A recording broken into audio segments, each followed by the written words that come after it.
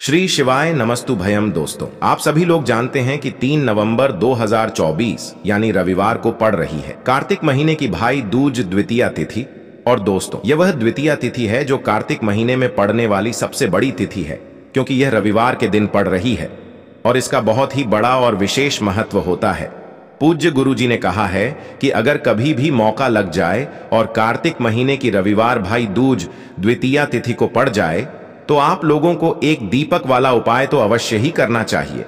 इन दोनों का संयोग बहुत कम आता है और इसी के साथ में गुरुजी ने अपनी शिव पुराण कथा में बताया है कि इस दिन आपको एक दीपक वाला उपाय तो आपको अवश्य ही करना चाहिए, क्योंकि ऐसा दिन पूरे साल में सिर्फ एक ही बार आता है। और दोस्तों, आप सभी लोग जानते हो कि रविवार द्वितीया तिथि का अगर सबसे बड़ा कोई उपाय है तो एक दीपक वाला उपाय है। जिन लोगों ने इस उपाय को ना किया हो, मतलब पूरा साल निकल गया, उन्होंने किसी भी दिन इस एक दीपक वाला उपाय को ना किया हो, पर दोस्तों आपके पास एक आखिरी मौका बचा हुआ है जो कि 3 नवंबर के दिन है। तो इस दिन आप लोगों को इस वाले उपाय को जरूर कर लेना है। भले ही आपने पूरे महीने भर इस उपाय को ना किया हो, पर अगर आपने इस कार्तिक महीने के रविवार भाई दूज द्वितीया तिथि के दिन अगर इस वाले उपाय को कर लिया तो आपको इस उपाय को करने का वह फल मिलेगा जिसकी आपने कभी कल्पना भी नहीं करी होगी। इसीलिए आप लोग इस वाले उपाय को एक बार जरूर कर लेना है, ताकि आप लोगों के हाथ से यह मौका ना जा सके और आपको इस उपाय को करने का फल मिल सके। दोस्तों, यह उपाय पंडित जी ने अपनी अभी की ही श्री शिव महापुराण की कथा में बताया है, जिस उपाय को आज हम आपको बहुत अच्छे से समझाने वाले हैं। इस वीडियो को देखने के बाद इस उपाय को समझने के लिए आपको कोई और वीडियो को देखने की जरूरत नहीं पड़ेगी। तो चलिए दोस्तों, उपाय को शुरू करते हैं। देखिए, यह इस कार्तिक महीने के द्वितीया तिथि के दिन यह इतना खास होता है, इतना महत्वपूर्ण होता है। देखा गया है कभी कभी बड़े बड़े पूजा पाठ अनुष्ठान से जो मनोकामना पूर्ण नहीं होते, वह कार्तिक महीने के रविवार द्वितीया तिथि के दिन एक छोटे से उपाय करने से ही आपकी मनोकामना पूर्ण हो जाती है। और बहुत सारे लोगों ने इस उपाय को किया भी है और उनको इस उपाय को करने का फल भी जरूर मिला है। अगर आप लोग भी इस उपाय को करना चाहते हैं तो आप इस उपाय को पहले अच्छे से समझ लेना, सुन लेना, उसके बाद करना। आपको इस उपाय का फल जरूर मिलेगा और इस उपाय को कर लेने से आपके घर में चाहे किसी भी प्रकार की दुख और समस्या क्यों ना चल रही हो, आपको उसका कारण भी नहीं पता है कि भाई यह समस्या किस कारण से चल रही है। उसका कुछ भी कारण हो सकता है, जैसे पितृदोष हो सकता है या किसी भी तरह का मंगल दोष भी हो सकता है। तो इस दिन आप लोगों को यह वाला उपाय कर लेना है। यह एक ऐसा उपाय है जिस उपाय को अगर किसी विशेष दिन पर किया जाए तो भाई उस विशेष दिन का जो है वह तो हमें मिलता ही मिलता है, पर हमने उस दिन पर इस उपाय को किया है तो हमें उससे भी बड़ा फल मिलता है और फल बहुत जल्दी मिलता है, क्योंकि आप इस उपाय को बहुत ही बड़े और विशेष दिन पर कर रहे हो। तो चलिए अब उपाय के बारे में बात करते हैं, लेकिन उससे पहले आप लोगों को यह जानना आवश्यक है कि आखिर यह उपाय किस समय करना है, किसको करना है और कैसे करना है। तो चलिए हम आगे आपको वीडियो में एक एक करके बता देते हैं, लेकिन उससे पहले अगर आप लोग हमारे चैनल पर पहली बार आए हैं या फिर मेरी आवाज आज पहली बार सुन रहे हैं तो हमारे चैनल को सब्सक्राइब जरूर कर लेना और इस वीडियो को लाइक करके कमेंट बॉक्स में श्री शिवाय नमस्तुभ्यम ओम नमः शिवाय जरूर टाइप कर देना। तो दोस्तों, इस एक दीपक वाला उपाय को हमें इस रविवार द्वितीया तिथि के दिन कैसे करना है, किसको करना है, किस समय करना है और कहां पर करना है, यह सारे सवालों के जवाब आपको इस वीडियो में मिल जाएंगे। और जो यह वीडियो देखेगा भाई उसको एक दीपक वाला उपाय जरूर करना चाहिए, क्योंकि इस दिन एक दीपक का भी बहुत ही बड़ा और विशेष महत्व होता है। और जब बात आ जाए एक दीपक वाला उपाय की, तो यह सोने पर सुहागा वाली बात हो जाती है और यह एक बहुत ही बड़ा उपाय हो जाता है इस द्वितीया तिथि का। तो अब दोस्तों, इस एक दीपक वाला उपाय को आखिर करना किसको है, सबसे पहले हम लोग वह बात जान लेते हैं। तो देखो, घर की जो बड़ी माताएं बहनें होती हैं, उन माताओं बहनों में से कोई भी एक बड़ी माता बहन इस वाले उपाय को कर सकती है। और दोस्तों, अगर आप चाहे तो अपने घर में से सभी सदस्यों को भी इस उपाय को करवा सकते हैं। अगर किसी व्यक्ति की खुद की कोई मनोकामना है खुद की कोई दुख और परेशानी है जो कि वह अपने लिए ही करना चाहता है, इस वाले उपाय को तो वह खुद अपने लिए भी कर सकता है। बाकी अगर कोई घर में से ऐसा है जो कि अपने पूरे घर परिवार की सुख और शांति के लिए यह वाला उपाय करना चाहता है, तो भाई वह भी कर सकता है, उसमें भी कोई दिक्कत वाली बात नहीं है। कहने का मतलब यह है कि इस उपाय को हर एक सदस्य भी कर सकता है और पूरे घर परिवार के सदस्य के लिए घर की बड़ी माताओं बहनों में से कोई एक माता बहन भी कर सकती है। माताएं बहनें अगर घर में उपस्थित ना हो या वह यह वाला उपाय ना कर पा रही हो तो फिर घर का कोई बड़ा सदस्य भी इस एक दीपक वाला उपाय को कर सकता है, चाहे फिर वह पुरुष ही क्यों ना हो, उसमें कोई भी दिक्कत वाली बात नहीं है। अब दोस्तों, जो अगला प्रश्न निकल कर आता है वह यह आता है इस उपाय को लेकर कि आखिर इस उपाय को हमें किस समय करना है, सुबह के समय करना है कि शाम के समय करना है। तो देखो, इस वाले उपाय को आप लोग सुबह के समय भी कर सकते हो और शाम के समय प्रदोष काल में भी कर सकते हो। अब अगर आप पूछो कि भाई सबसे उत्तम समय कौन सा रहेगा इस एक दीपक वाला उपाय को करने का, तो हम आपसे बस यही कहेंगे कि इस उपाय को आप सुबह के समय करेंगे तो ज्यादा बेहतर होगा। बाकी अगर प्रदोष काल शाम के समय भी करेंगे तो भी अच्छा होगा, उसमें कोई भी दिक्कत वाली बात नहीं है। तो अब दोस्तों, जो अगली सबसे बड़ी और महत्वपूर्ण बात आती है वह यह आती है कि सुबह अगर हम उपाय को करेंगे तो हमें कितने बजे से लेकर कितने बजे तक के बीच में करना है, और शाम के समय प्रदोष काल में करेंगे तो हमें कितने बजे से लेकर कितने बजे के बीच में करना है। तो देखो, सुबह जितनी जल्दी हो सके आप उपाय को करने की कोशिश करना। बाकी अगर किसी कारणवश लेट भी हो जाओ, थोड़ी देर भी हो जाए, तो 10 या 11 बजे तक भी आप उपाय कर लेना, पर 12 बजे से ज्यादा देरी ना हो, ठीक है? इस बात का ध्यान रखना।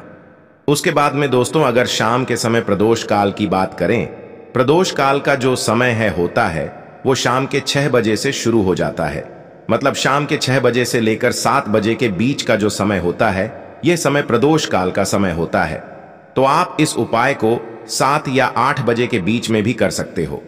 मतलब शाम के 6 बजे से रात 8 बजे के बीच में आप कभी भी इस वाले उपाय को कर सकते हो, उसमें कोई भी दिक्कत वाली बात नहीं है। दोस्तों, सबसे पहला यम का दीपक कैसे जलाना है वह समझ लीजिए। देखिए, यम का दीपक जो होता है वो बहन अपने भाई के लिए भी जलाएंगे और भाई जो है अपने बहन की रक्षा के लिए भी जलाएंगे, ठीक है? यानी कि भाई बहन दोनों को यह दीपक दान करना चाहिए। अपने अपने घर पर अगर भाई बहन शामिल में रहते हैं, भाई बहन एक ही जगह रहते हैं, तो आपको दोनों के बीच में एक ही दीपक जलाना है, अलग अलग दीपक नहीं जलाना है। विशेष इस बात का ध्यान रखना। देखो, यम का दीपक जो होता है वो रक्षा करता है, यानी कि किसी भी प्रकार से अकाल मृत्यु की, अगर किसी प्रकार से दर्दनाक जो मृत्यु होती है उसके भय से बचाता है और उसी से बचाता है। तो विशेषकर बहन अपने भाई को इस प्रकार से भाई की रक्षा के लिए दीपक का प्रचलित करते हैं, और भाई जो है अपनी बहन के लिए इस प्रकार का दीपक का दान आज करते हैं। देखो, कार्तिक के पवित्र महीने में विशेष दीपदान का महत्व होता है। धनतेरस पर अलग विधि थी यम के दीपक का दान करने के लिए, क्योंकि वो पूरे परिवार के निमित्त था। लेकिन यह जो भाई दूज का जो दीपक का दान होता है वो बहनों के लिए होता है, भाइयों के लिए होता है।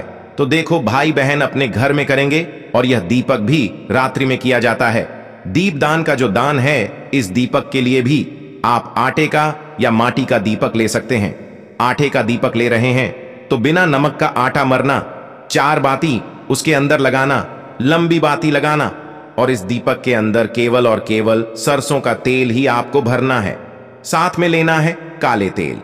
काले तेल भी दीपक के अंदर आपको डालना है और यह चौमुखी दीपक आपको प्रज्वलित करना है। और अपने घर के बाहर, यानी कि जैसे ही घर से बाहर निकलोगे तो आपका उल्टा साइड और घर के अंदर घुसो तो आपका सीधा साइड, वहां पर आपको चौमुखी दीपक का ये दीपदान करना है यम के नाम का। और ये यम का नाम का दीपक जो आप दीपदान करोगे तो आपका जो भाव होना चाहिए वो होना चाहिए दक्षिण दिशा की तरफ, कि ये मैं यमराज के लिए यम का दीपदान कर रहा हूं। मेरे भाई बहन की रक्षा हो या मेरे भाई की रक्षा हो, मेरी बहन की रक्षा हो, ऐसा मन में भाव ला करके ये यम का दीपदान किया जाता है। तो ये आज बहुत ही शुभ होता है यम का दीपदान करना। जरूर आप अपने भाइयों की रक्षा के लिए, अपनी बहनों की रक्षा के लिए यह यम का दीपदान जरूर करें और इस प्रकार से ये दीपक होता है, दीपक जल करके शांत हो जाएगा। तो अगले दिन इस दीपक को किसी भी खाली स्थान पर आप रख करके आ सकते हैं। ध्यान रखना, इस दीपक को वापस से आप इस्तेमाल नहीं कर सकते। अब हम बात कर लेते हैं दूसरे उपाय की, जो कि बुद्धि ज्ञान विवेक के लिए है, व्यापार की वृद्धि के लिए है, जो कि आपको इलायची से करना है। बच्चे कोई हैं जो एंट्रेंस एग्जाम देने वाले हैं, तो उनको यह उपाय करना चाहिए। जो बच्चे परीक्षा देने वाले हैं उनको यह उपाय करना चाहिए। जो भी बच्चे जो हैं कोई सी भी एग्जाम को क्लियर करने का सोच रहे हैं, किसी भी चीज में उनका सिलेक्शन हो जाए ऐसा वह सोच रहे हैं, तो उन बच्चों को विशेषकर यह उपाय करना चाहिए। बच्चों की मां को नहीं, बच्चों को खुद को यह उपाय करना है। देखो, पहली आ गई आपको बात समझ में। देखिए, दूसरी बात यह है, जिन बच्चों का पढ़ाई लिखाई में मन नहीं लगता है, उनको भी यह उपाय करना है। आ गई आपको बात समझ में। अब देखो, जो व्यापारी हैं, जिनका व्यापार ढंग से बिल्कुल भी नहीं चलता है, असफलता बहुत ज्यादा आती है, उनके जीवन में उतार चढ़ाव बहुत ज्यादा आते हैं, व्यापार अच्छा चलता है, एकदम से डाउन हो जाता है, कुछ ऐसी परेशानियां हैं, तो बुध ग्रह को मजबूत करना बहुत जरूरी है। विशेषकर आपके व्यापार के लिए तो आपको यह उपाय करना चाहिए। ठीक, आ गई आपको बात समझ में। अगर आपकी नौकरी है, नौकरी ढंग से नहीं चल रही है, तो भी आप यह उपाय करेंगे। देखो, यह उपाय बहुत ध्यान से समझना, क्योंकि थोड़ा सा अलग है। दीपदान वाला उपाय तो हम दूसरे में बता देंगे आपको किस प्रकार से दीपदान करना है। दोनों में से जो उपाय आपको लगता है आप कर सकते हैं। देखो, इसके लिए आपको 5 बेलपत्र लेना पड़ेंगे। ठीक है, 5 बेलपत्र, ध्यान रखना, खंडित नहीं होने चाहिए, कहीं से भी कटे फटे नहीं होने चाहिए।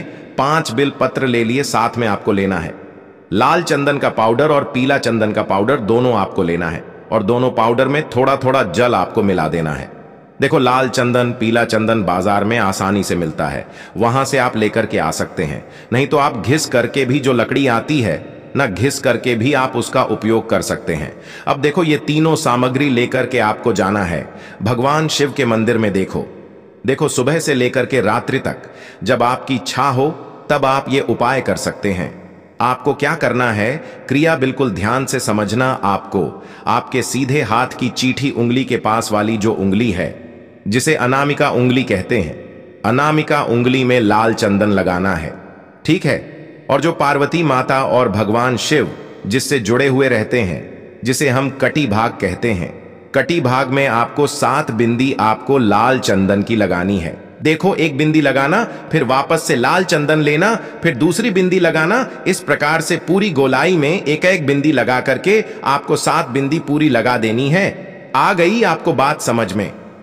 7 बिंदी आपने लाल चंदन की लगाई और पीले चंदन की आपको 5 बिंदी लगानी है। लेकिन कहां पर लगानी है समझना ना, वो माता अशोक सुंदरी वाले स्थान पर आपको लगा देनी है। एक ही जगह 5 मत लगा देना, अलग अलग लगाना। 1 2 3 4 5, इससे थोड़ी सी लंबी लगाना, छोटी छोटी भले लगाओ। तो इस प्रकार से आप 5 बिंदी वहां पर माता अशोक सुंदरी वाले स्थान पर आपको लगा देना है। ठीक है, अब यहां पर हमारे पास है 5 बेलपत्र। अब यह बेलपत्र एक एक करते हुए आपको अर्पित करना है भगवान शिव के ऊपर, श्री शिवाय नमस्तुभयम का जाप करते हुए।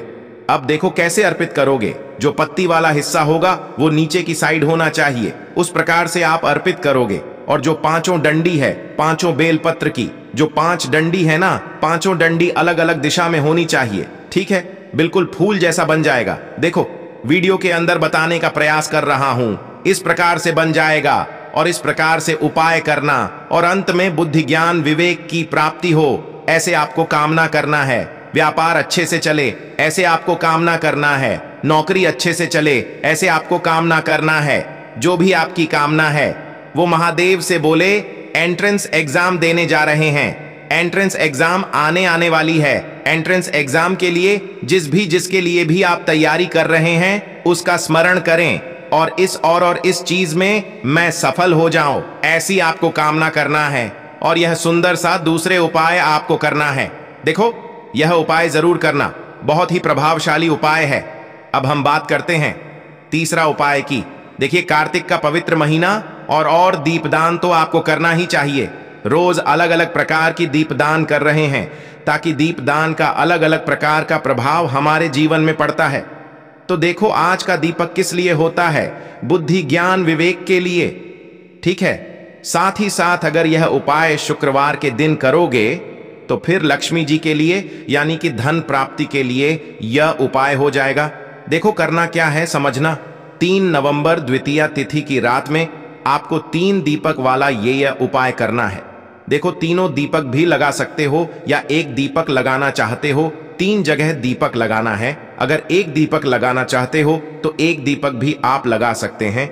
3 दीपक लेना, हम 3 दीपक का बता रहे हैं। तीनों में से जहां आपकी इच्छा हो वहां पर भी आप लगा सकते हैं या तीनों जगह भी लगा सकते हैं। आ गई आपको बात समझ में। 3 दीपक लेना है, तीनों दीपक गोल बाती के होंगे। तीनों दीपक में आपको घी भरना है। साथ में साबुत हरी इलायची लेना है। हरी इलायची खंडित नहीं होनी चाहिए, हरी इलायची भी साबुत आपको लेना है, ठीक है।